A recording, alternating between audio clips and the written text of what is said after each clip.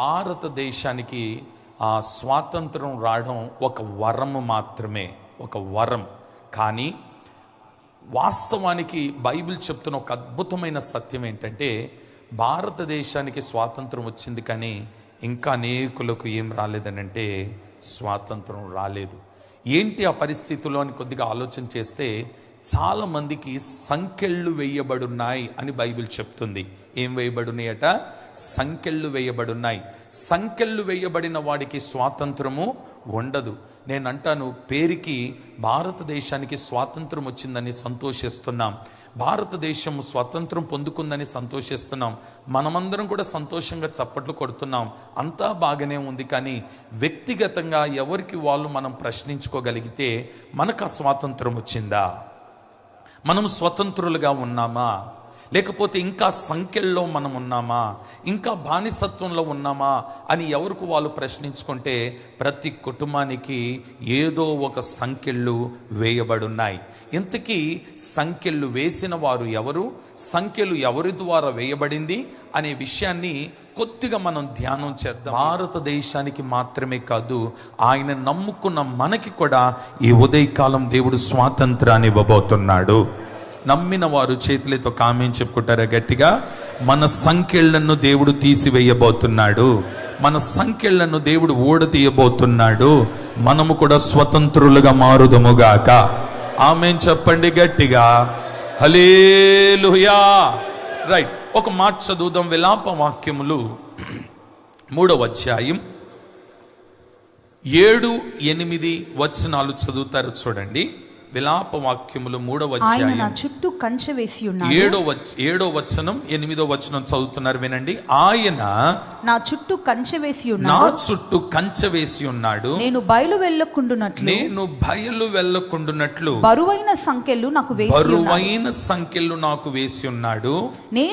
నేను బతిమాలి మొరలిడినను, నేను బ్రతిమిలాడి మొరలిడినను, నా ప్రార్థన వినబడకుండా తన చెవి మూసుకొని ఉన్నాడు. చూడండి, ఇక్కడ ఒక భక్తుడు రాస్తున్నాడు. దేవుడట ఆయనకి తన చుట్టూ ఏం వేస్తున్నాడని రాయబడి ఉందంటే, మొట్టమొదటిగా నా రెఫరెన్స్ డిస్ప్లే అవుతుందా? చూడు, ట్రై చేయి. ఆయన నా చుట్టూ ఏం వేస్తున్నాడని చెప్తున్నాడు ఈ భక్తుడు. కంచె వేస్తున్నాడు. ఈ కంచె వేరు. ఏమండి, మనం యోబుకు వేసిన కంచె గురించి మనం చదువుతాం, ఆ కంచె వేరు. జాగ్రత్తగా వినండి. యోబుకు వేసిన కంచె ఏంటంటే దుష్టుడు ప్రవేశించకుండా వేసిన కంచె. ఇక్కడ ఈ భక్తుడు చెప్తున్న కంచె ఏంటంటే, ఈ వ్యక్తి స్వాతంత్రంగా బయటికి వెళ్లకుండా, ఏమండి, ఇతనికి అడ్డుగా వేయబడిన కంచె. అర్థమవుతుందా? యోబుకు వేయబడిన కంచె వచ్చి దుష్టుడులోనికి ప్రవేశించకుండా వేసిన కంచె, అది దేవుడు వేసిన కంచె. ఈ కంచె ఎలాంటిదనంటే, ఈ వ్యక్తి స్వాతంత్రం లేకుండా ఒక బానిసత్వపు బ్రతుకుతున్న ఒక కంచె. అయితే ఇక్కడ గమనిస్తే, కంచె వేసి ఉన్నాడు, నేను బయలు వెళ్ళకుండున్నట్లు. చూడండి, నేను బయటికి వెళ్ళకుండున్నట్లు, నేను బయలుదేరి వెళ్ళకుండున్నట్లు బరువైన సంఖ్యలు నాకు వేసి ఉన్నాడు. ఏం వేస్తున్నాడట? బరువైన సంఖ్యలు నాకు వేసి ఉన్నాడు. నేను బ్రతిమిలాడి మొరలిడినను, నా ప్రార్థన వినకుండా దేవుడు ఏం చేసుకుని ఉన్నాడని రాస్తుంది అక్కడ. చెవులు మూసుకున్నాడట. నేను అంటాను, ఇలాంటి పరిస్థితిలో చాలా మంది కుటుంబాలు బ్రతుకుతున్నారు. ఒక మాటలో చెప్పాలంటే ఇంచుమించు 99% ప్రజలు ఎవరిని పలకరించినా, ఎవరిని అడిగినా, ఎంతటి గొప్పవాన్ని అడిగినా, ఎంతటి చదవరిని అడిగినా, ఎంతటి డబ్బు గల వ్యక్తిని అడిగినా, ఎంతటి జ్ఞానిని అడిగినా, ఎంతటి ఉన్నతమైన స్థానములు అడిగినా, ఆ వ్యక్తి నోట వచ్చే మాట ఏంటంటే, అంతా బాగానే ఉంది కానీ ఏదో ఒక సంఖ్యలు వారికి వేయబడిన చరిత్ర వారిలో కనబడుతుంటది. వారిని అడిగితే, అయ్యా మాకు బరువైన సంఖ్యలు వేయబడ్డాయి, బయటికి వెళ్ళలేకపోతున్నాం. అయ్యా మేము ఎంత మొరలిడినా, ఎంత ప్రార్థించినా దేవుడు మా మనవి ఆలకించట్లేదు. కొంతమందిని అడిగితే, అయ్యా మేము ఏది స్వాతంత్రంగా చేయలేక ఒక కంచె మా కొరకు వేయబడి ఉంది అని పరిస్థితులు చాలా మంది నోట మనం వింటాం. నేను అంటాను, ఇంతకీ దేవుడు వేసిన సంఖ్యల లేకపోతే తమకు తాము చేసిన పనులను బట్టి వేయబడిన సంఖ్యలా అని కొద్దిగా మనం ఆలోచన చేయగలిగితే, ఇక్కడ కొన్ని మాటలు చెప్పాలని మీకు నేను మీకు చెప్పాలని నేను మనసులో అనుకుంటున్నాను. జాగ్రత్తగా వినండి. సంఖ్యలు అనేది దేవుడు వేయడం వాస్తవం అయితే, దేవుడు ఎందుకు ఆ సంఖ్యలు వరకు వేస్తున్నాడు అని చరిత్రలోకి వస్తే, సంఖ్యలు దేవుడు తనకు తానే ఆ సంఖ్యలు వేయలేదంట. మన ప్రవర్తనను బట్టి ఆయన సంఖ్యలు వేస్తున్నాడు, మన క్రియలను బట్టి ఆయన సంఖ్యలు వేస్తున్నాడు, మన నడవడిని బట్టి ఆయన సంఖ్యలు వేస్తున్నాడు, మన ప్రవర్తనను బట్టి ఆయన సంఖ్యలు వేస్తున్నాడు. నేను అంటాను, భక్తి కలిగిన వారికి సంఖ్యలు వేస్తున్నాడు, భక్తిహీనులకు కూడా సంఖ్యలు వేస్తున్నాడు. దేవుని నమ్మిన వాడికి సంఖ్యలు వేస్తున్నాడు, దేవుని నమ్మని వాడికి కూడా సంఖ్యలు వేయబడ్డాయి. ఈరోజు కొన్ని విషయాలు నేను మీతో చెప్పడానికి ఆశపడుతున్నాను. సంఖ్యలు వేయడానికి కారణం ఏంటి అని మాటకొస్తే ఒక మాట చదివిస్తాను, జాగ్రత్తగా మాటలు మనం ఆలకిద్దాం. న్యాయాధిపతులు 2వ అధ్యాయం, న్యాయాధిపతులు 2వ అధ్యాయం 10వ వచనంలోని మాట చదువుతారు చూడండి. ఆ తరము వారందరూ తమ పితరుల యొద్దకు చేర్చబడిరి. తమ పితరుల యొద్దకు ఆ తరము వారందరూ తమ పితరుల యొద్దకు చేర్చబడిరి. వారి తరువాత గమనించండి, వారి తరువాత యెహోవానైనను ఆయన ఇశ్రాయేలుల కొరకు చేసిన కార్యములైనను ఎరుగని తరం ఒకటి పుట్టగా. చాలండి, ఇప్పుడు నా వైపు చూడండి. ఇక్కడ కొన్ని క్యారెక్టర్స్ కలిగిన వారు ఉన్నారు. ఒక మాటలో చెప్పాలనంటే, దేవుడు చేసిన మేలులు, దేవుడు చేసిన కార్యాలను మరిచిన ఒక తరం ఉంది. దేవుడు చేసిన కార్యాలను తమ పిల్లలకు తెలియచేయని ఒక తరం ఉంది. ఆలకిస్తున్నారా? దేవుడు చేసిన కార్యాలకు కృతజ్ఞత అర్పించని ఒక తరం ఉంది. ఇంకో మాటలో చెప్పాలంటే, బలిపీఠము కట్టవలసిన వారు బలిపీఠము కట్టకుండా దేవత స్తంభాలకు పూజించే ఒక తరము బయలుదేరింది. ఇంతకీ వీళ్ళంతా ఎవరు? ఈ 4 గుంపుల వారు ఎవరనంటే అన్యజనులేమీ కారు. చూడండి, దేవుని కార్యములను మరిచిన వారు ఒక తరమైతే, దేవుని కార్యాలను తమ వచ్చు తరము వారికి చెప్పని వారు ఇంకొక తరమైతే, దేవుని కార్యాలకు స్తుతులు అర్పించని వారు ఒక తరమైతే, ఇంకో తరం ఎలాంటిదో తెలుసా? దేవుని కొరకు కట్టవలసిన బలిపీఠమును కట్టకుండా దేవత స్తంభాలకు బలిపీఠము కట్టిన తరము వారు ఒకలైనారు. ఇంతకీ వీళ్ళ గురించి ఇప్పుడు దేవుడేమంటున్నాడనంటే, వీరు చేసిన ఈ కార్యాలను బట్టి, ఈ 4 పరిస్థితులను బట్టి నేనే వారికి ఇప్పుడు సంఖ్యలు వేస్తున్నాను. ఒక మాటలో చెప్పాలంటే, దేవుడు వారికి సంఖ్యలు వేయడానికి, సంఖ్యలు వేయించబడడానికి వీరే కదా కారస్తులు. వీరి ప్రవర్తననే కదా కారణం, వీరి నడవడే కదా కారణం, వీరి యొక్క క్రియలే కదా కారణం. ఏమండి, దేవుని కార్యములు మరిచినందుకు ఇప్పుడు దేవుడు వారికి ఏం వేస్తున్నాడట? మీరు మాట్లాడాలి గట్టిగా. ఇప్పుడు చెప్పండి, దేవుడు వేసిన సంఖ్యలు అంటారా? వీరి ప్రవర్తనను బట్టి వీరికి వీరే సంఖ్యలు వేసుకున్నారు. ఏమండి, కానీ ఇక్కడ ఈ భక్తుడు ఏమంటాడంటే, అయ్యా నాకు కంచె వేస్తున్నావు, బరువైన సంఖ్యలు వేస్తున్నావు, అంత మాత్రమే కాదు, నేను బయలుదేరి బయటికి వెళ్ళలేకపోతున్నాను. నేను ఎంత మొరలిడినా, ఎంత ప్రార్థించినా నీవు నా ప్రార్థన వినకుండా చెవులు మూసుకున్నావు అని అన్నాడు. వెంటనే ఆయన ఏమంటాడనంటే, నీవు నా కార్యములు మరిచినవు కదా, నేను నీకు చేసిన మేలును మరిచున్నావు కదా. ఏమండి, ఇశ్రాయేలు ప్రజలు ఎన్ని సంవత్సరాలు వెట్టి చాకిరీ చేస్తున్నారు. ఇశ్రాయేలు ప్రజలు ఎన్ని సంవత్సరాలు బానిసత్వం బ్రతికినారు.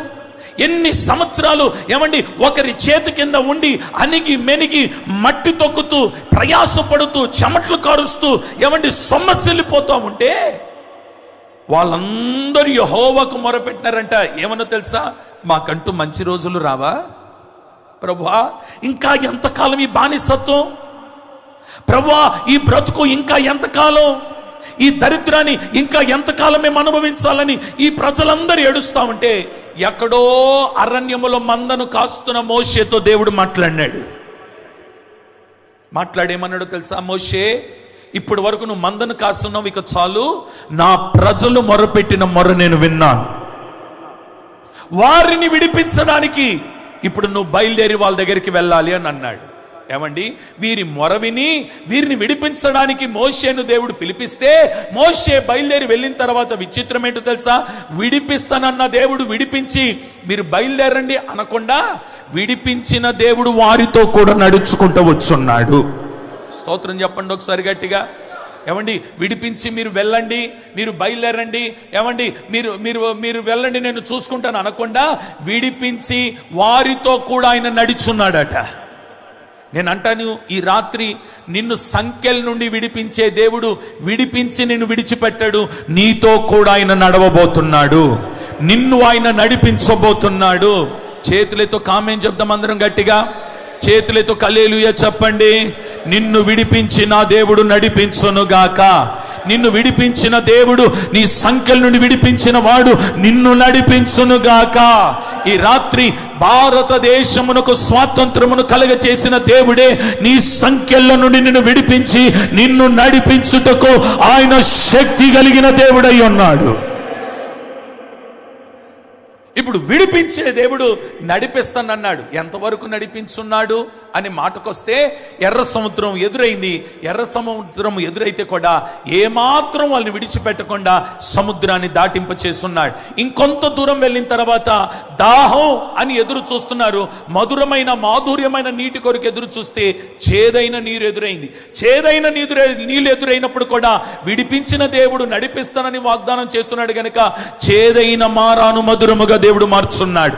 విడిపిస్తానన్న దేవుడు నడిపిస్తానన్నాడు గనుక కొన్నిసార్లు ఆకలితో అల్లాడిపోతుంటే దేవదూతలు తినే మన్నాను దేవుడు వారి కొరకు కురిపించున్నాడు. విడిపిస్తానన్న దేవుడు నడిపిస్తానన్నాడు గనుక ఎరికో గోడలను, అడ్డుగా ఉన్న గోడలను కూల్చి వారిని దాటింప చేస్తున్నాడు. విడిపిస్తానన్న దేవుడు నడిపిస్తానన్నాడు గనుక యోర్దానును దాటింప చేస్తున్నాడు. విడిపిస్తానన్న దేవుడు నడిపిస్తానన్నాడు గనుక మాట ఇచ్చిన రీతిగానే కానాను అనే దేశమునకు దేవుడు వారిని చేర్చున్నాడు. నేను అంటాను, ఈ రాత్రి నీకు మాట ఇచ్చిన దేవుడు నరుడు కాదు. నీతో వాగ్దానము చేసిన దేవుడు సామాన్యుడేమి కాదు.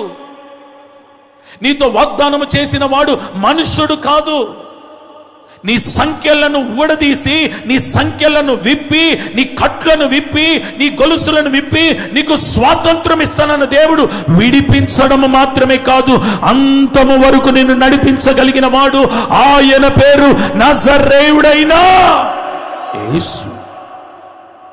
ఈ ఉదయకాలం ఈ ప్రార్థన వీరుల సమావేశములో దేశము కొరకు ప్రార్థన చేస్తున్నాం, రాష్ట్రాల కొరకు ప్రార్థన చేస్తున్నాం, అధికారుల కొరకు ప్రార్థన చేస్తున్నాం, నాయకుల కొరకు ప్రార్థన చేస్తున్నాం, ఏమండి గవర్నమెంట్ ఆఫీసర్స్ కొరకు ప్రార్థన చేస్తున్నాం, మరి వీళ్ళందరి కొరకు ప్రార్థన చేస్తున్నాం, సంఘము కొరకు కూడా ప్రార్థన చేస్తున్నాం, వ్యక్తిగతంగా మన కొరకు కూడా మనం ప్రార్థన చేసుకున్నాం. నేను అంటాను, సంఖ్యలు వేయబడి ఉన్నాయి, ఆ సంఖ్యల నుండి దేవుడు విడిపించాలి.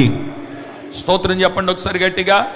సంఖ్యల నుండి విడిపించే దేవుడు ఏమంటాడంటే, నేనే మిమ్మలను నడిపిస్తాను. అయ్యా, ఇంతగా సంఖ్యలు ఎందుకు పడ్డాయి?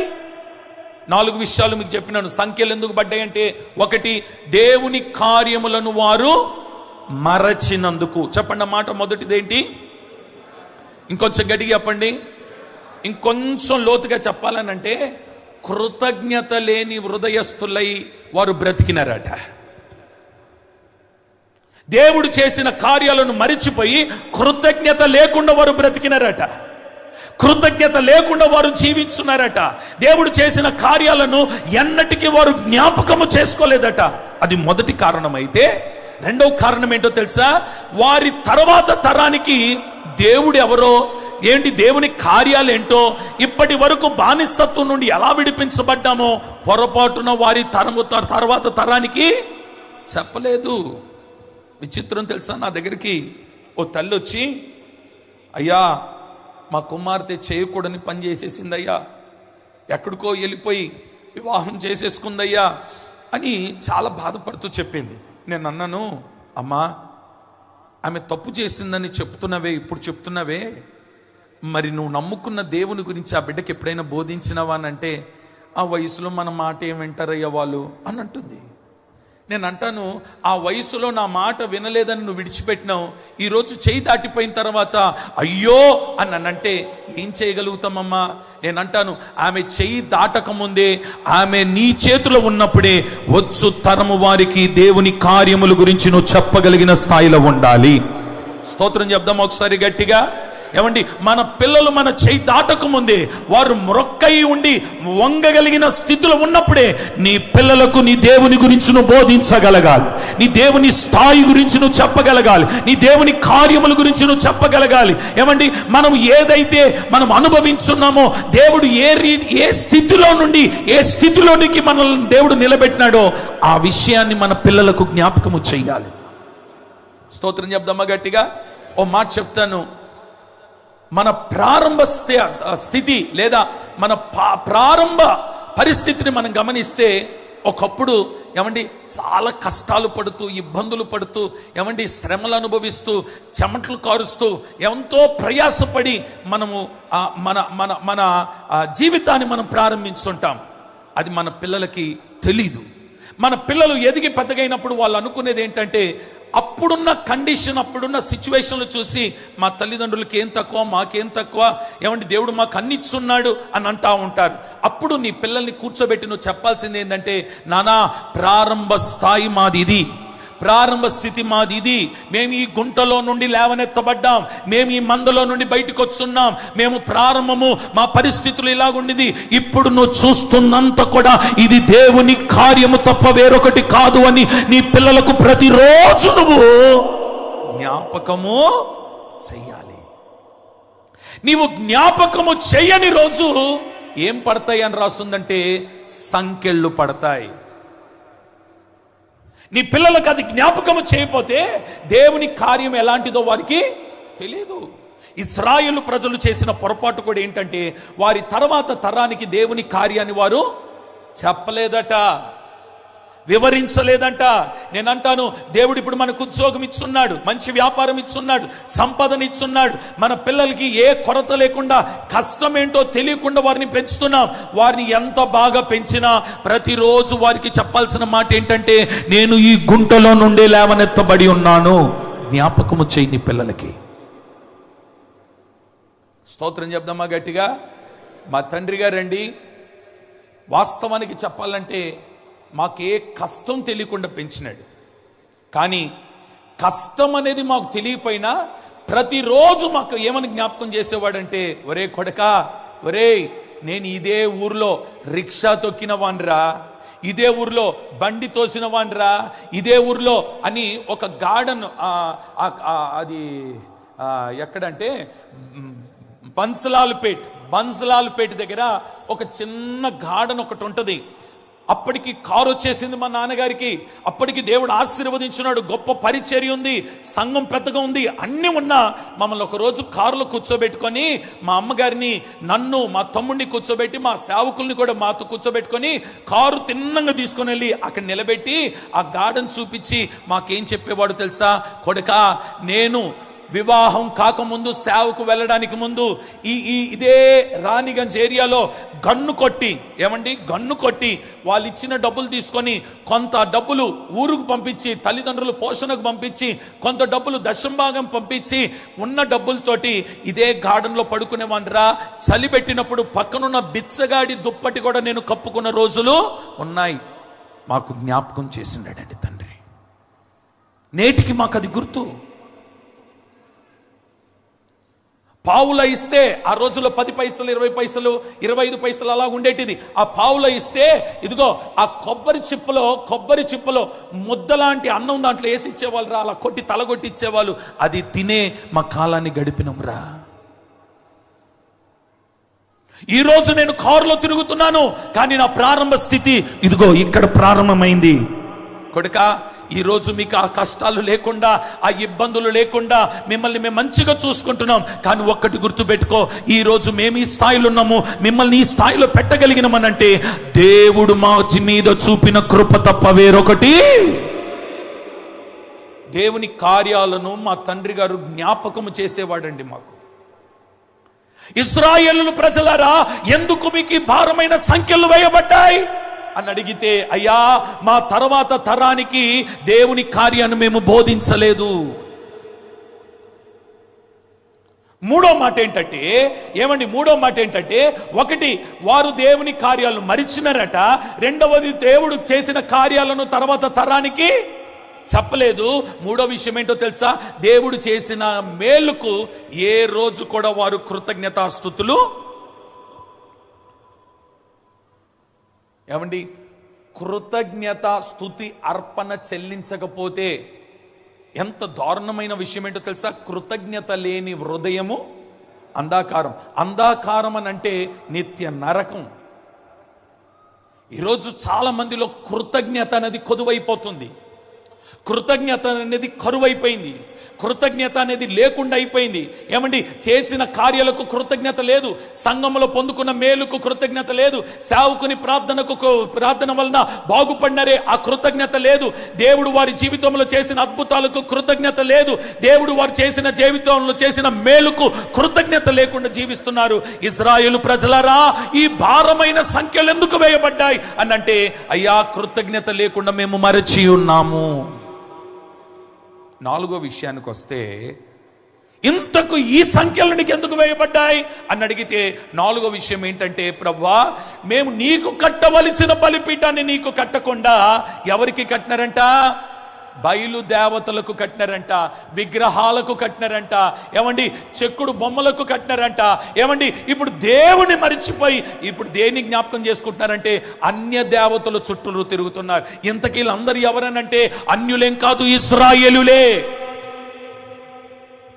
ఒకప్పుడు ఎర్ర సముద్రమును దాటిన వారే, ఒకప్పుడు మన్నాను తిన్నవారే, ఒకప్పుడు బండలోని నీళ్లు త్రాగిన వారే, ఒకప్పుడు యోర్దాను దాటిన వారే, ఒకప్పుడు ఎరికో గోడలను దాటిన వారే, ఒకప్పుడు దేవుని కార్యాలు చూసిన వారే, ఒకప్పుడు సముద్రములని పూరేలను తిన్నవారే.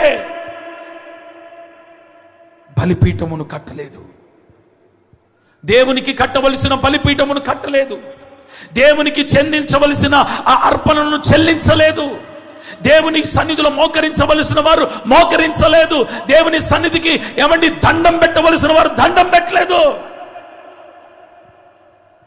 ఈ ఉదయకాలం ఈ స్వాతంత్ర దినమున నా రెండు చేతులు జోడించి చెప్తున్నాను, ఈ 4 విషయములై మీరు జాగ్రత్త పడగలిగితే ఈ రోజే మీకు వెయ్యబడిన భారమైన సంఖ్యలను దేవుడు విప్పునుగాక.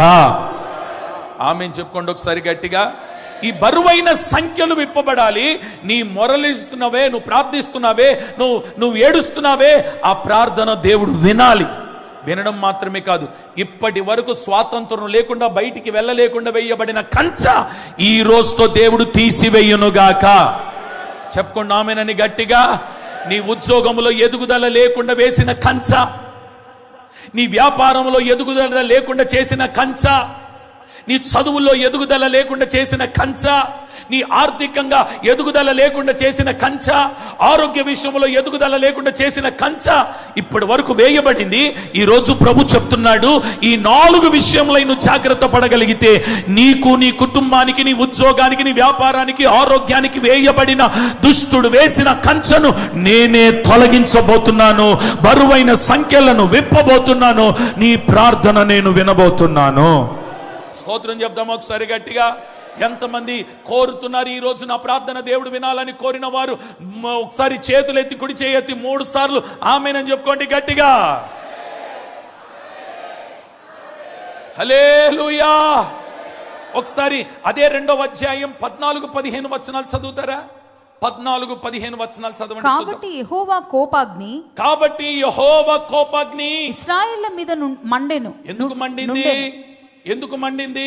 4 కార్యాలు చెప్పినాను. ఇప్పుడు చెప్పండి. 1, వారు దేవుని కార్యములను మరిచినారు. 2వది, తర్వాత తరమునకు వారు బోధించలేదు, మరిచిపోయినారు. 3వది, కృతజ్ఞత అర్పించలేదు, మరిచినారు. 4వది, బలిపీఠము దేవుని కట్టవలసిన బలిపీఠం కట్టలేదు, మరిచినారు. ఈ 4 చేసినందుకు ఇప్పుడు ఆయన ఏమంటున్నాడంటే, యెహోవా కోపాగ్ని ఇశ్రాయేలుల మీద మండెను. యెహోవా కోపాగ్ని ఇశ్రాయేలు మీద మండెను, ఆయన దోచుకుని వారి చేతికి వారిని అప్పగించెను. ఏంటండి? ఎవరికి అప్పగించినాడంట? ఇంకొంచెం గట్టిగా చెప్పండి. ఇటు నా వైపు చూడండి. కష్టపడుతున్నావు, సంపాదిస్తున్నావు, నెలంతా ప్రయాసపడ్డావు, చేతికి జీతం వచ్చింది. ఎవరికి అప్పగించినాడు? మాట్లాడాలి. ఇంకొంచెం గట్టిగా. దోచుకోవడం అని అంటే దొంగల్ని ఇంట్లో పడడం కాదు. నీ ఆరోగ్యం చెడిపోతే నీ ఆరోగ్యాన్ని బాగు చేసుకోవడానికి కష్టార్జితం అంతా తీసుకుని హాస్పిటల్లో పెడుతున్నావే, అదే దోచుకోవడం అంటే. ఎంత కష్టపడి సంపాదిస్తున్నావు, నీకు తెలియకుండానే ఆ సొమ్ము ఏమైపోతుందో తెలియదు. అప్పుల పాలైపోతున్నావు, వడ్డీలు కట్టలేకపోతున్నావు. కొన్నిసార్లు ఊరు విడిచిపెట్టి వెళ్ళిపోతే మంచిది అనిపిస్తుంది. కొన్నిసార్లు ఎవరికి కనబడకుండా తలదాచుకోవాలనిపిస్తుంది. కొన్నిసార్లు ఎందుకు ఈ బ్రతుకని అనిపిస్తుంది. ఎందుకు ఈ ఆలోచన నీకు వచ్చిందంటే, నీ కష్టార్జితాన్ని ఇప్పుడు ఎవరు దోచుకుంటున్నాడంటే దుష్టుడు దోచుకుంటున్నాడు. అపవాది దోచుకుంటున్నాడు, సాతానుగాడు దోచుకుంటున్నాడు, నీ ఆరోగ్యాన్ని దోచుకుంటున్నాడు, నీ కష్టార్జితాన్ని దోచుకుంటున్నాడు, నువ్వు దాపెట్టిన సొమ్మును దోచుకుంటున్నాడు, నీ సంతోషాన్ని దోచుకుంటున్నాడు, నీ ఆనందాన్ని దోచుకుంటున్నాడు. వాడు దోచుకున్నాడు అని అంటే దేవుడు వారికి అప్పచెప్పినాడంట. ఎవడికి? దోచుకునేవాడికి అప్పచెప్పినాడు. ఎందుకయ్యా వాడికి అప్పచెప్పున్నావు అని అంటే, వీరు నా క్రియలను మరిచిపోయినారు గనుక, వీరి తర్వాత తరానికి పొరపాటున దాని గురించి చెప్పలేదు గనుక, వారు కృతజ్ఞత అర్పించడం మర్చిపోయినారు గనుక, వారు నా కట్టవలసిన బలిపీఠము కట్టలేదు గనుక, ఇదిగో నేనే దోచుకున్న వారికి వారిని అప్పగించున్నాను అని అన్నాడు. తర్వాత మాట ఏమని రాస్తుందో చూడండి. వారు ఇశ్రాయేలును దోచుకొనిరి. ఏమండి, వారు ఇప్పుడు ఏం చేస్తున్నారంట?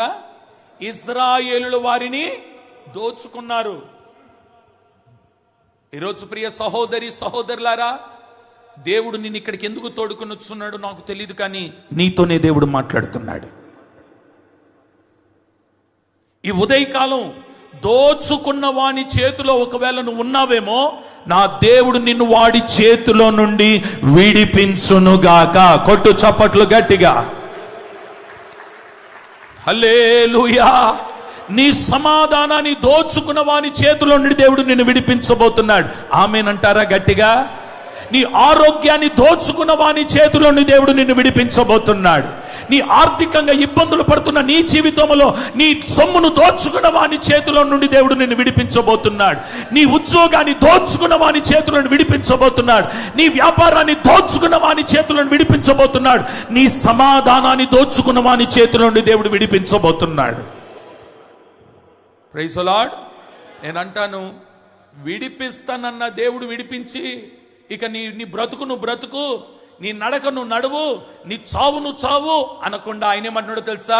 నేనే విడిపిస్తాను, నేనే నడిపిస్తాను.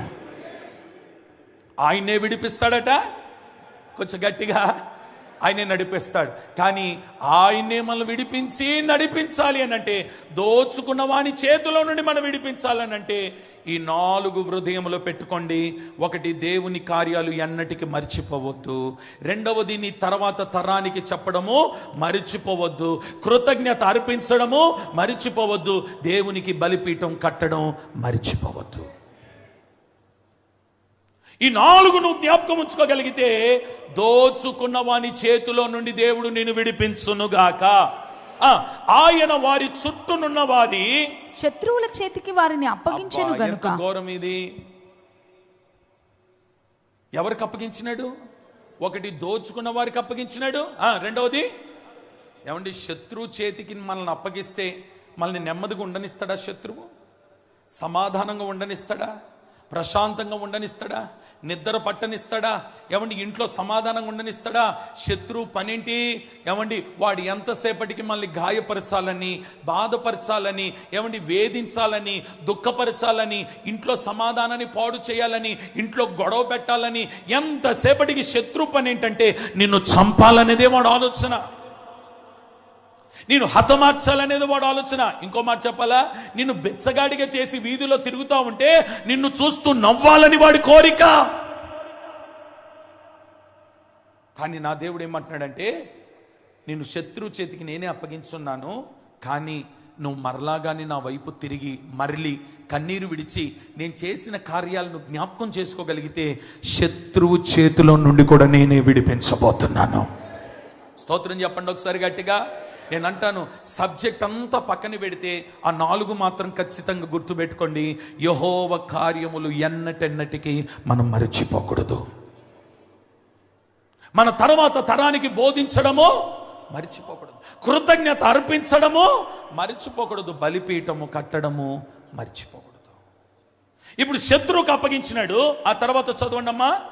వారు తమ శత్రువుల ఎదుట, వారు ఇశ్రాయేలును ఆయన వారి చుట్టూనున్న వారి శత్రువుల చేతికి వారు అప్పగించెను గనుక వారు తమ శత్రువుల ఎదుట నిలవలేకపోయిరి. ఏమైనారంట? శత్రువుల ఎదుట ఇంక ఏడ నిలబడతారండి? ఇటు చూడండి, నా వైపు చూడండి. శత్రువుల చేతులు ఆయుధాలు ఉన్నాయి, నీ చేతులు ఆయుధాలు లేవు, నిలబడగలుగుతావా? కానీ ఒక్కటి గుర్తుపెట్టుకోండి, వాడి చేతుల్లో ఉన్న ఆయుధాలు వేరు, నీ చేతిలో ఉన్న ఆయుధాలు వేరు. మరి దేవుడు నీ చేతిలో ఆయుధాలు పెట్టాలనంటే దేవుని కార్యాలు ఎన్నటెన్నటికీ మరిచిపోవద్దు. ఇప్పుడు శత్రువు చేతికి అప్పగించినాడు, శత్రువు ఎదుట వారు నిలవలేకపోయినారు.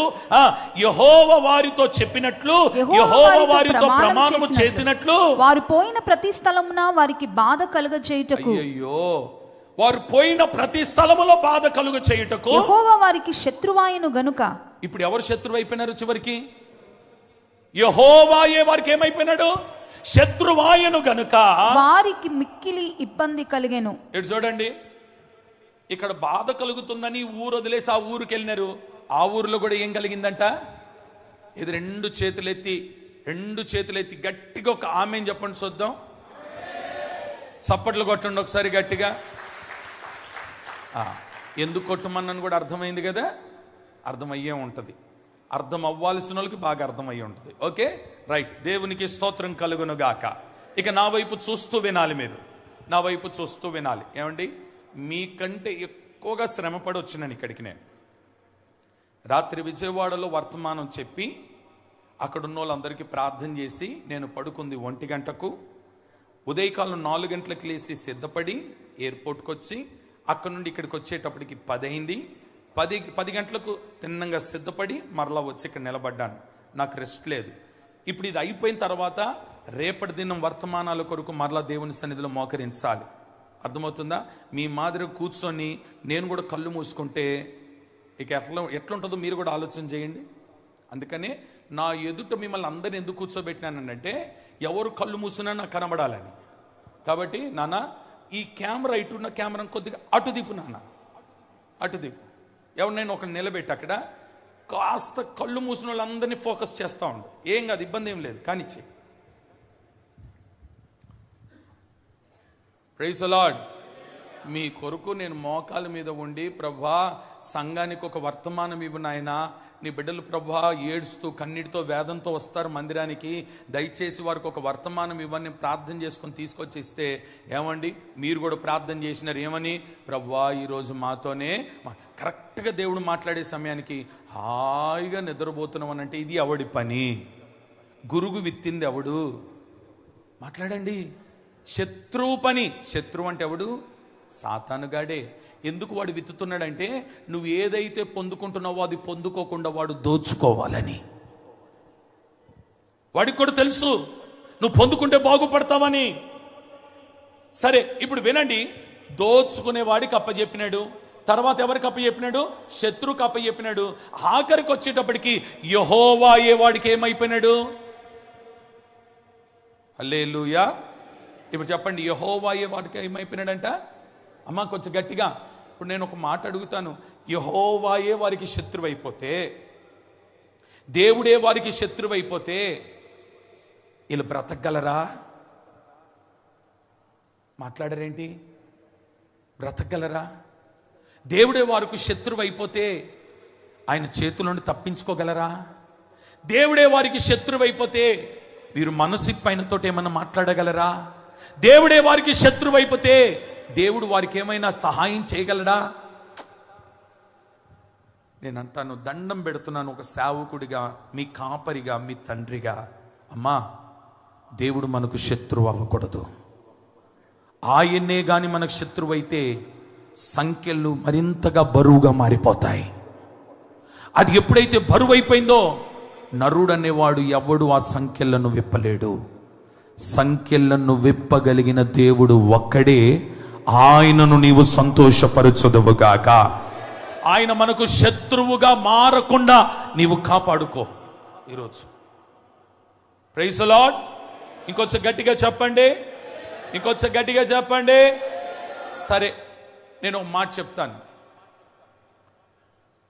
సంఖ్యలు ఎందుకు వేయబడ్డాయో విన్నాం కదా. సంఖ్యలు ఎందుకు వేయబడ్డాయి అంటే 4 విషయాలు విన్నాం కదా.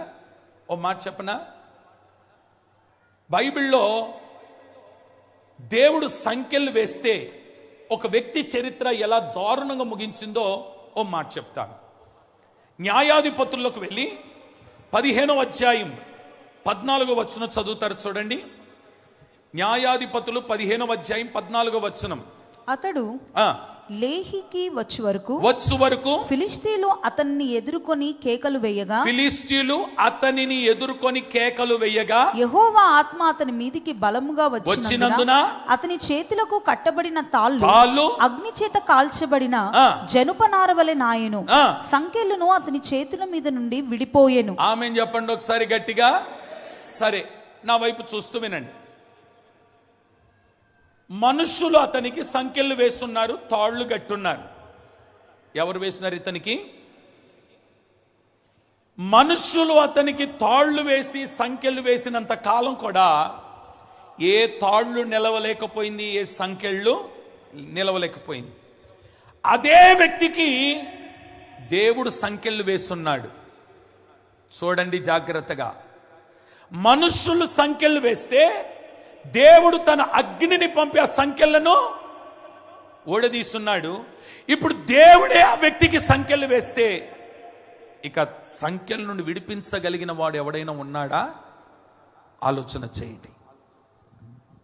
చూడండి, దేవుని కొరకు బ్రతికినన్ని దినాలు, దేవుని కొరకు వాడబడినన్ని దినాలు, ఇశ్రాయేలు పక్షమున నిలబడినన్ని దినాలు, ఇశ్రాయేలు ప్రజల కొరకు నిలబడినన్ని దినాలు, ఇశ్రాయేలు కొరకు వాడబడిన దినాలన్నీ కూడా మనుషులు సంఖ్యలు వేస్తున్నారు.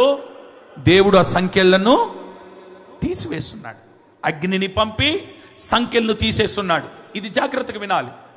ఎప్పుడైతే ఇశ్రాయేలు ప్రజలను విడిచి ఫిలిష్తీయుల దేశములు అడుగుపెట్టి ఫిలిష్తీయులతో సహవాసము చేయడం ప్రారంభించున్నాడో, ఇప్పుడు సంఖ్యలు మనుషులు వేస్తున్నారా, దేవుడు వేస్తున్నాడా? ఇది సంసోను చరిత్ర. ఇది సంసోను చరిత్ర. జాగ్రత్తగా వినండి.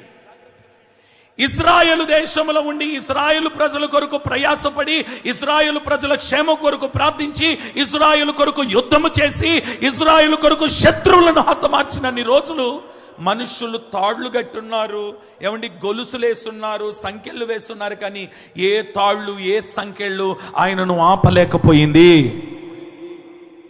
ఎవరి పక్షమునున్నప్పుడు, ఎవరితో ఉన్నప్పుడు? దేవుని ప్రజలతో అని చెప్పండి, దేవుని సన్నిధిలో అని చెప్పండి, దేవుని మందిరములో అని చెప్పండి, దేవుని ప్రజలతో అని చెప్పండి. ఉన్నంత కాలము మనుషులు వేసిన సంఖ్యలు తెగిపడ్డాయా లేవా? ఇప్పుడు వినండి. ఇశ్రాయేల్ ప్రజలను విడిచిపెట్టినాడు, దేశాన్ని విడిచిపెట్టినాడు, వారితో ఉండడం విడిచిపెట్టినాడు. ఇప్పుడు ఎవరితో సహవాసం? సంసోను ఎవరిని ప్రేమించినాడు? ఇజ్రాయిల్ దాన్న, ఫిలిష్తీయురాల్ని. చెప్పండి, ఆ మాట చెప్పండి. ఎలా ఇలా సంగతి ఆమె పక్కన పెట్టండి, ఆమె పేరెందుకు అని మనకి. ఎవరిని ప్రేమించినాడు? ఫిలిష్తీయులు. ఎప్పుడైతే ప్రేమలో పడ్డాడో ఇక్కడ కాస్త తగ్గించినాడు. ఎక్కడికి పోవడం ప్రారంభించినాడు? ఇక్కడున్న ప్రజలతో కొద్దిగా మాట్లాడడం తక్కువ చేసినాడు. ఇప్పుడు ఎక్కువ ఎవరితో మాట్లాడుతున్నాడు? ఇక్కడ సహవాసం తగ్గించినాడు. ఇప్పుడు ఎక్కువ ఎవరితో సహవాసం చేస్తున్నాడు? ఇక్కడ ప్రయాణాలు తగ్గించినాడు. ఇప్పుడు ఎక్కడ ప్రయాణాలు చేస్తున్నాడు? చూడండి, ఇక్కడ ఉన్నంత కాలం అగ్ని దిగొచ్చింది, సంఖ్యలు ఊడదీసింది, సహవాసం మారింది, స్నేహం మారింది, మాటలు మారినాయి, పద్ధతి మారింది, నడక మారింది. ఇప్పుడు ఎవరు వేస్తున్నారంటే సంఖ్యలు దేవుడే వేస్తున్నాడు. ఇతన్ని దేవుడే వారికి అప్పగించినాడు దోచుకోవడానికి. వాళ్ళు ఏమేమి దోచుకున్నారో తెలుసా? కళ్ళు దోచేసుకున్నారు, బలాన్ని దోచేసుకున్నారు, దేవుని ఆత్మను కూడా దోచేసుకున్నారు. అంతా పోయింది. ఇప్పుడు మరలా సంకెళ్ళు వేయబడ్డాయి. ఏమండి, సంకెళ్ళు వేయబడ్డాయి. ఏమండి, గొలుసులతో కట్టబడ్డాడు. ఓ మాట చెప్పనా, ఎంత ప్రేమ కలిగిన దేవుడనంటే, ప్రభువా ఒక్కసారి మరలా తిరిగి నన్ను జ్ఞాపకం చేసుకో అన్నాడే కానీ, క్షమించినట్టుగానే క్షమించినాడే కానీ ఏమైనా బ్రతకనిచ్చినాడనంటే వారితో కలిసి ఇతన్ని కూడా హతమార్చేసినాడు. నేను అంటాను, మనుషులు వేస్తే సంఖ్యలు దేవుడు ఓడదీస్తాడు, కానీ దేవుడే సంఖ్యలు వేస్తే ఏ మనుష్యుడు ఓడతీయలేడు. మీకు దండం పెడుతున్నాను, సహవాసము జాగ్రత్త. ఫిలిస్టీలతో సహవాసం చేస్తున్నావేమో, ఫిలిస్టీలతో కలిసి తిరుగుతున్నావేమో, ఫిలిస్టీలతో కలిసి ఏమండి పర్యాసాలు చేస్తున్నావేమో. ఫిలిస్టీయులంటే ఎవరు? ఇశ్రాయేలు ప్రజలకు వ్యతిరేకంగా పనిచేస్తున్నవారు. ఏమండి, కొంతమంది అయ్యా ఎందుకయ్యా వాళ్ళతోటి ఎందుకయ్యా నీకు, కాస్త దూరం ఉంటే మంచిది కదా ఎందుకు అన్నాను అనుకోండి. అంటే ఈ మాట కూడా తీసుకుని వెళ్ళి వాళ్ళకి చెప్తుంటారు. చెప్పి నాతోటి ఏమంటారు తెలుసా? అన్న ఏమనుకుంటున్నారు, చాలా మంచోడు అన్న, హెల్పింగ్ నేచర్ అన్న. ఏం నేచర్ అంట? మాట్లాడండి. హెల్పింగ్ నేచర్ అన్న, అసలు అన్నో చాలా అద్భుతం అన్న, మనకు చాలా హెల్ప్ఫుల్గా ఉంటాడు అని నాతో చెప్పిందే చెప్తాడు. అన్న జబరాజ్ అన్న నీతో తిరగొద్దన్నాడన్నా అని ఆ మాట కూడా ఆడికి చెప్తారు. ఇంతకీ ఆడిలో హెల్ప్ఫుల్ నేచర్ ఏముందిరా అని కొద్దిగా ఆరదీస్తే ఆడికి 2 భార్యలు. మరి ఆడు ఫిలిస్టీయుడు కాబట్టి ఆడికి 2 భార్యలు ఉంటారు. ఆడు ఫిలిస్టీయుడు. సేవకుడు చెప్తున్నాడు కదా జాగ్రత్త అని. మరి ఎందుకు జాగ్రత్త పడలేకపోతున్నావు? ఎందుకు జాగ్రత్త పడలేకపోతున్నావు? నేను అంటాను, మనుషులు సంఖ్యలు వేసినా ఇబ్బంది పడొద్దు, దేవుడు దాన్ని తీసేస్తాడు. దేవుడే సంఖ్యలు వేస్తే ఏ నరుడు కూడా అందులో నుండి నిన్ను తప్పించలేడు. ఆయన సంఖ్యలు వేయడానికి గల కారణం ఏంటంటే, నీ సహవాసం మారింది, నీ స్నేహం మారింది, ఉండవలసిన చోట నీవు లేవు, నీ పద్ధతులు మార్చుకున్నావు, నీ నడక మార్చుకున్నావు, ప్రయాణం మార్చుకున్నావు, ఏమండి భోజన ఆ తీరు కూడా మార్చుకున్నావు, వస్త్ర తీరు కూడా మార్చుకున్నావు. ఎప్పుడైతే మారిందో దేవుడే వేస్తున్నాడు సంఖ్యలు. ఏ నరుడైనా విప్పగలిగినాడా దాన్ని అనంటే విప్పలేకపోయినాడు. ఆఖరికి క్షమించమని అడిగితే క్షమించినట్టే క్షమించినాడు, కానీ బ్రతకనివ్వలేదు. వారితో పాటు ఆ చావు అతనికి. ఈ రోజుతో ఒక మంచి తీర్మానం చేయండి. దేవుడు మనకు సంఖ్యలు వేయకుండా మనం కాపాడుకొందుముగాక. సరే, ఈ సంఖ్యలు ఎందుకనంటే వీరు చేసిన పొరపాటును బట్టి వారికి సంఖ్యలు వేయబడ్డాయి. ఓకే, ఇక్కడ వరకు ఓకే కదా. ఇప్పుడు సెకండ్ పాయింట్, నేను చెప్పాలనుకున్న పాయింట్ జాగ్రత్తగా వినండి. ఇది మనకు చాలా అవసరం ఈ సంఘానికి. దేవుని నమ్ముకొని భక్తిగా జీవిస్తూ ఆత్మీయంగా ఎదుగుతూ పరిశుద్ధంగా ఉంటూ ప్రవర్తనలో జాగ్రత్తగా ఉంటూ సంఘానికి ఉపయోగపడుతున్న వారికి కూడా సంఖ్యలు వేయబడతాయట. ఏంటి ఒక్కరు మాట్లాడలేదేంటి, సైలెంట్గా ఉన్నారు? ఇదేం కర్మ నాయనా అన్నట్టుగా చూస్తున్నారు ఏంటి? విన్నారా? వారు పొరపాటు చేసినందుకు వారికి ఏం వేయబడ్డాయి? ఏ పొరపాటు లేకుండా భక్తిలోను, విశ్వాసంలోను, ఆత్మీయతలోను, పరిశుద్ధతలోను, యథార్థతలోను నమ్మకంగా ఉంటున్న వారికి కూడా ఏం వేయబడ్డాయి? కొంచెం గట్టిగా చెప్పండి, ఏం వేయబడ్డాయి? అందులో మొదటి వాడు ఎవరంటే యోసేపు. మొదటి వారు ఎవరు? కొంచెం గట్టిగా చెప్పండి, ఇంకొంచెం గట్టిగా చెప్పండి. అయ్యా, ఇంత భక్తిలో ఉన్నవాడికి కూడా సంఖ్యలు వేయబడతాయా? ఇంత యథార్థంగా బ్రతుకుతున్న వాడికి కూడా సంఖ్యలు వేయబడతాయనంటే యోసేపు లేడా? మేము ఇన్ని ప్రార్థనలు చేస్తున్నాం, ఇన్ని ఉపవాసాలు ఉంటున్నాం, ఎంత యథార్థంగా నడుచుకుంటున్నాం, మాకు వచ్చిన కొద్దిలోనే నమ్మకంగా దేవునికి ఇచ్చేస్తున్నాం, ఈ రోజు వరకు మరలా పాపము జోలికి వెళ్ళలేదు, దాని వైపు మేము చూడలేదు, మాకేంటి సంఖ్యలు? విచిత్రం ఏంటంటే సహోదరులందరూ కలిసి సంఖ్యలు వేసినప్పుడు అతని ఒంటి మీద ఏ వస్త్రం ఉందంటే రంగు వస్త్రం అని అందరి కొట్ట గట్టిగా. అక్కడి నుండి ఐగుప్తుకి అమ్మివేయబడినప్పుడు కూడా అతనికి ఏమున్నాయి? సంఖ్యలు ఉన్నాయి. ఐగుప్తుకు వచ్చిన తర్వాత బానిస వస్త్రములో ఉన్నాడు. బానిస బ్రతుకుతున్నప్పుడు మరలా సంఖ్యలు వేయబడ్డాయి. చెరసాల్లోకి వెళ్ళినాడు. ఇప్పుడు ఏ వస్త్రం వేసుకున్నాడంటే ఖైదీ వస్త్రం వేసుకున్నాడు. అక్కడ కూడా సంఖ్యలు ఉన్నాయి. కానీ విచిత్రం ఏంటంటే ఇక్కడ సహోదరులు వేసున్నారు, అక్కడ ఐగుప్తులు వేసున్నారు, అక్కడ రాణి వేయించింది. కానీ విచిత్రం ఏంటంటే ఈ భక్తి కలిగిన వాడికి వీళ్ళు ఇన్ని సంఖ్యలు వేసినా ఆ సంఖ్యలను విప్పిన దేవుడు రంగు వస్త్రం ఇవ్వలేదు, మరలా వేరే వస్త్రం ఇవ్వలేదు. కానీ తరగని చెరగని మార్పు లేని ఒక వస్త్రం ఇచ్చి గణపరిచినాడు. ఆ వస్త్రం పేరే రాజవస్త్రాన్ని దేవుడిచ్చున్నాడు. కొట్టు గట్టిగా. నేనంటాను, నీకు వేయబడ్డాయి ఆ సంఖ్యలు వేయబడ్డాయని భక్తిని విడిచిపెట్టొద్దు. యోసేపు, నీకు సంఖ్యలు వేయబడ్డాయి కదా, ఇంత కాలము నుండి దేవుణ్ణి నమ్ముకున్నావు, ఇంత కాలము నుండి భక్తిని విడిచిపెట్టలేదు, ఇంత కాలము నుండి మీ తండ్రి చెప్పిన బోధనే పట్టుకొని నడుస్తున్నావు. యోసేపు ఇంతగా ఘోరంగా అనుభవిస్తున్నప్పుడు ఏమండి యోసేపు అవసరమా నీకు ఇది అని అంటే యోసేపు ఒకటే ఒక మాట అంటాడు, దర్శనమిచ్చిన దేవుడు ఏ రోజుకైనా దర్శనాన్ని నెరవేరుస్తాడు. నాతో మాట్లాడిన వాడు ఏ రోజుకైనా నా పరిస్థితులు మారుస్తాడు. నన్ను లేవనెత్తుతానన్న దేవుడు ఏ రోజుకైనా నన్ను లేవనెత్తుతాడు. నన్ను సింహాసనం మీద కూర్చోబెడతానన్న వాడు ఏ రోజుకైనా నన్ను కూర్చోబెడతాడు. నన్ను తలగా నిలబెట్టిన వాడు ఏ రోజుకైనా నన్ను తలగా చేయబోతున్నాడు. ఈ దర్శనము చావదు. ఇప్పుడు నీకు వేయబడ్డాయి సంఖ్యలు. ఈ సంఖ్యలు చూసి భక్తిని విడవడం కానీ, ప్రార్థన విడవడం కానీ, విశ్వాసాన్ని విడవడం కానీ, పరిచర్యను విడవడం కానీ, దేవుడు నీకు అప్పగించిన దాంట్లో నమ్మకంగా ఉండక నెమ్మదిగా తప్పించుకోవడం కానీ చేయొద్దు.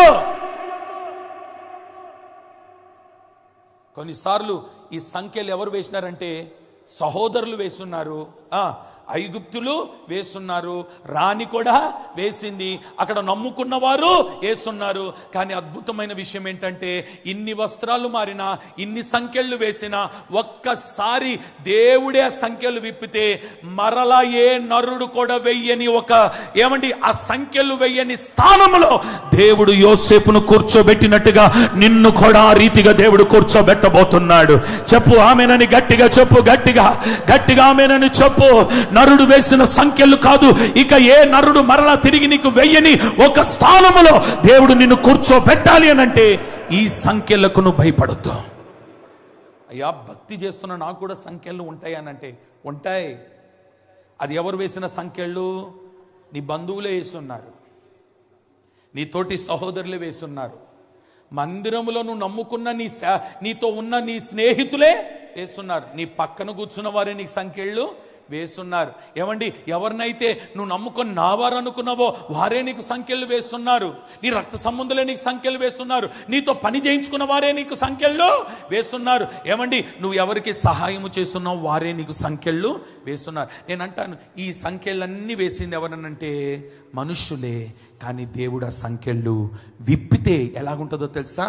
ఎంతమంది నీకు సంఖ్యలు వేస్తున్నారో వారి కన్నుల ఎదుటనే దేవుడు నిన్ను గొప్ప చెయ్య మొదలు పెట్టునుగాక.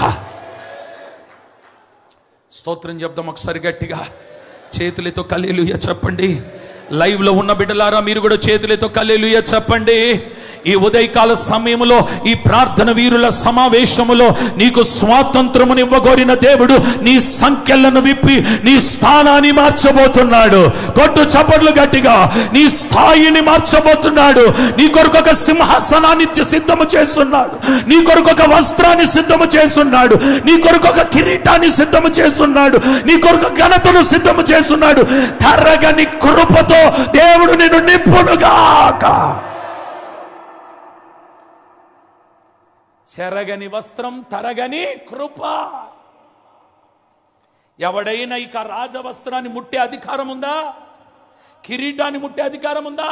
సింహాసనం దించే అధికారం ఉందా? నేను అంటాను, యోసేపుకి సింహాసనాన్ని, కిరీటాన్ని, రాజవస్త్రముని ఇచ్చిన వాడు నరుడు కాదు, దేవుడిచ్చున్నాడు అతనికి. దేవుడే నీకు ఆ స్థానాన్ని ఇస్తే ఏ నరుడు కూడా నీ స్థానాన్ని దోచుకోవడం ఎవ్వడి వలన కాదు. కది దేవుడే నీకు స్థాయిని ఇస్తే, దేవుడే నీకు ఆ ఘనతనిస్తే ఏ నరుడు కూడా దాన్ని దోచుకోలేడండి. అంతటి స్థానము దేవుడు నీకు ఇవ్వాలి అంటే సంఖ్యలు ఉన్నాయని భయపడద్దు. మనుషులు వేసిన సంఖ్యలని నిందలకు భయపడద్దు. మనుషులు వేసిన సంఖ్యలని అవమానాలకు భయపడద్దు. మనుషులు రకరకాలుగా నీ గురించి మాట్లాడినా భయపడొద్దు. నీ గురించి చెడు ప్రచారాలే చేసినా భయపడొద్దు, భయపడొద్దు, భయపడొద్దు, భయపడొద్దు.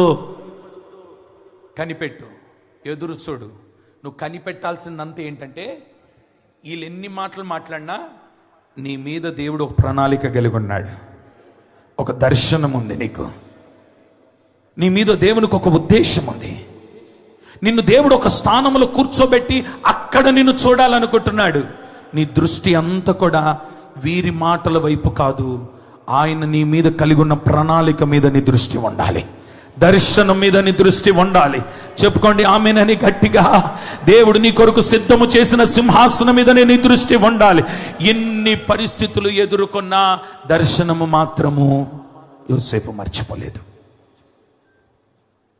స్తోత్రం, ఆమేన్ చెప్పండి గట్టిగా.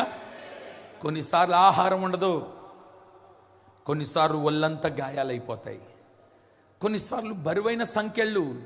ఏమండి, ఆయనకి వేసిన సంఖ్యలు ఎలాంటివో తెలుసా? అది ఒకసారి చదువుతారా? చాలా బరువైన సంఖ్యలండి. ఒకసారి చదవండి మాట. అమ్మా ఒక్కసారి మాట తీసి చదువు. 105వ కీర్తన 17-18 వచనం చదివితే, 105వ కీర్తన 17-18 వచనాలు చదివితే, వారి కంటే ముందుగా ఆయన ఒకరిని పంపెను, యోసేపు దాసుడుగా అమ్మబడ్డాడట. అమ్మా యోసేపు ఎలా అమ్మబడ్డాడట? దాసుడుగా. ఇంత భక్తి చేసిన వాడికి ఇప్పుడు ఏం గతి పట్టింది? దాసుడు. ఇదే కదా మనకు వచ్చే ప్రశ్న. ఏమండి, నేను ఇంత భక్తి చేస్తున్నాను, ఇంత విశ్వాసంతో బ్రతుకుతున్నాను, ఇంత యథార్థంగా ఉన్నాను, నేనేంటి దాసుణ్ణి అని ఆలోచన వస్తుంది కదా. ఇప్పుడు యోసేపు మొదట ఏ స్థానంలోకి వెళ్ళినాడు? దాసుడి స్థానంలోకి వెళ్ళినాడు. తర్వాత మాట ఏముందో తెలుసా? వారు సంఖ్యల చేత అతని కాళ్ళు నొప్పించినారంట. సంఖ్యలతో కాళ్ళని ఏం చేసినారు అంటే, ఇప్పుడు బరువైన సంఖ్యలు వేస్తే కాలుకి ఇప్పుడు ఏమొచ్చింది? ఆయనకి నొప్పి కలిగిందంట. ఇనుము అతని ప్రాణమును బాధించిందంట. నేను అంటాను, ఇంత నొప్పి, ఇంత బాధ, ఏమండి, తండ్రి దగ్గర ఉండి ఆ స్థానము చూసిన వాడు, తండ్రి ప్రేమను చూసిన వాడు, రంగు వస్త్రాన్ని చూసిన వాడు, మంచి ఆహారము తిన్నవాడు దాసుడైపోతుంటే ఎందుకురా ఈ బ్రతుకని అనుకుంటాం మనం. కానీ ఏ రోజు కూడా దర్శనం మర్చిపోలేదు. ఒకటి గుర్తుపెట్టుకున్నాడు, ఈరోజు నేను దాసుడినే, కానీ రేపు నా స్థానం వేరు. My position is different. దేవుడు నా కొరకు ఏర్పాటు చేసిన సింహాసనం ఒక ప్రత్యేకమైనది.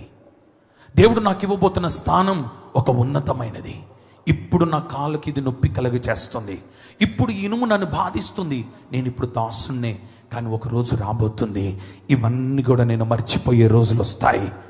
స్తోత్రం చెప్పండి గట్టిగా. ఇప్పుడు నిన్ను బాధించిన నీ బాధలన్నీ కూడా మరిచిపోయే రోజులు త్వరలో రాబోతున్నాయి. నమ్మిన వారు కుడి చెయ్యి ఆమేన్ చెప్పండి గట్టిగా. మరిచిపోయే రోజులు రాబోతున్నాయి. బాధలు మరిచిపోయే రోజులు రాబోతున్నాయి. ఇనుప బాధలు మరిచిపోయే రోజులు గట్టిగా చెప్పలామేనని. సంఖ్యల బాధలు మరిచిపోయే రోజులు రాబోతున్నాయి. దాసుని బాధలు మరిచిపోయే రోజులు రాబోతున్నాయి. Praise the Lord. ఇంకొంచెం గట్టిగా ఇంకొక మాట చదివిస్తాను. ఇంకో భక్తుడు ఉన్నాడు. అసలు ఈ భక్తుడు ఎలాంటి భక్తుడో తెలుసా? అమ్మాయి చూడండి, ఈయన డైరెక్ట్గా దైవ సేవకుడే. ఎవరైనా దైవ సేవకుడే. అసలు ఈయన పనేటటే యేసయ్య గురించే సువార్త చెప్తున్నాడు, యేసయ్య గురించే ప్రకటనలు చేస్తున్నాడు, యేసయ్య గురించిన వార్తలే బోధిస్తున్నాడు. కానీ యేసయ్య గురించి చెప్తున్న ఈ భక్తుడికి ఇప్పుడు ఏం వేస్తున్నారంట? సంఖ్యలు. అతని పేరేంటి? పేతురు భక్తుడు. యేసయ్య గురించి బోధించిన వాడికి ఏం వేసినారు? ఇప్పుడు చెప్పండి, కష్టాలు, శ్రమలు, నిందలు, అవమానాలు, సంఖ్యలు విశ్వాసులకు మాత్రమేనా, సేవకులకు కూడానా? వస్తాయి. కానీ ఆ సంఖ్యలు ఎలా విడిపోయినాయో తెలుసా? కేవలం సంఘ ప్రార్థన. ఇప్పుడు సేవకుడికి వేసిన సంఖ్యలు విడిపోవాలనంటే ఎవరు ప్రార్థన చేయాలి? సంఘం ప్రార్థించాలి. సంఘ ప్రార్థన ద్వారా సేవకుని సంఖ్యలు ఏమైనాయి? విడిపడ్డాయి. సంఘముగా మీరు సేవకుడి కొరకు ప్రార్థన చేయకపోతే, మరి సేవకుని సంఖ్యలో ఆ సంఖ్యల నుండి బయటికి రాకపోతే మీ కొరకు ప్రార్థన చేసే వాళ్ళు ఎవరుంటారు? ఇక మీకు వాక్యం బోధించే వాళ్ళు ఎవరుంటారు? సంఘమంతా రాత్రి అత్యాసక్తితో ఆ దైవజనుడి కొరకు ప్రార్థన చేయగా ఏమండి, దేవదూతలు వచ్చి ఆ సంఖ్యలను విప్పి, చెరసాల కట్లను విప్పి ఆ సేవకుని బయటికి తీసుకొని వస్తే ఆ సేవకుడు గొప్ప ప్రసంగం చేస్తున్నాడు కదా. Praise the Lord. ఇంకొంచెం గట్టిగా చెప్పండి. సరే, ఇంకొక మాట చెప్తాను. ఇంకొక మాట చదివించి ఇక నా వర్తమానాన్ని ముగిస్తాను. ఇర్మియా గ్రంథం 40వ అధ్యాయం 1వ వచనం చదువుతారు. 1 నుండి 4 వచనాలు చదవాలి. 1వ వచనంలో ఆ ఇర్మియా భక్తుడికి వేయబడిన సంఖ్యలు చూడండి.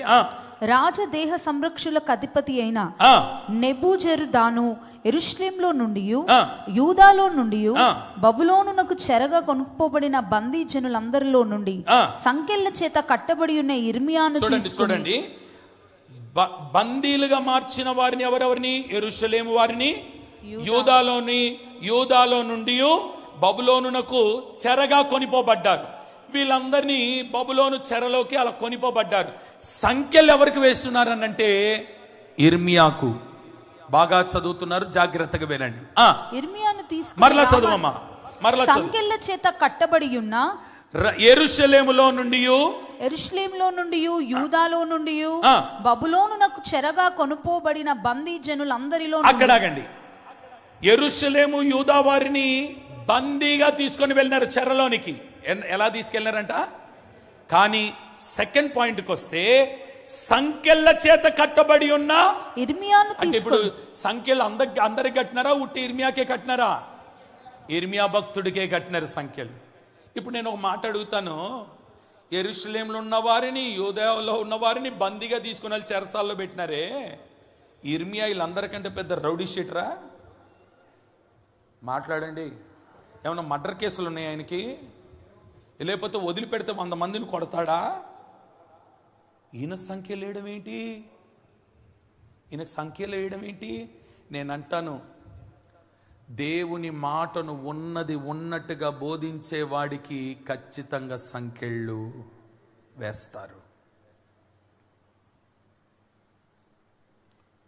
ఇర్మియా ఎలాంటి వాడో తెలుసా? నా వలన కాదయ్యా, నేను మాట్లాడినయ్యా, నేను నత్తున్నయ్యా, నాకు భయం ఎక్కువయ్యా. నువ్వేం మాట్లాడకు, నేను చెప్పించేయి, నువ్వు వెళ్ళి అక్కడ నిలబడు, నీ నోట నా మాట ఉంచుతాను మాట్లాడన్నాడు. నువ్వేమనకు, నిలబడు అక్కడికి వెళ్ళి, నీ నోట నా మాట ఉంచుతాను అన్నాడు. విచిత్రం ఏంటో తెలుసా? క్రౌడ్ అంతా అలా నిలబడింది. ఇక్కడ ఈయన నిలబడ్డాడు. వాళ్ళందరిని చూసి వణికిపోతున్నాడు. వాళ్ళని చూడొద్దు, నన్ను చూడన్నాడు. ఆయన ఏం చేస్తున్నాడంటే ఇర్మియాకి ఎదురుగా వచ్చి నిలబడ్డాడు. ఇప్పుడు ఈ కెమెరా ఎక్కడుంది? అలా వచ్చి నిలబడ్డాడు. నన్ను చూడన్నాడు. ఆయన మాట్లాడుతుంటే ఇప్పుడు ఈయనేం చేయాలా?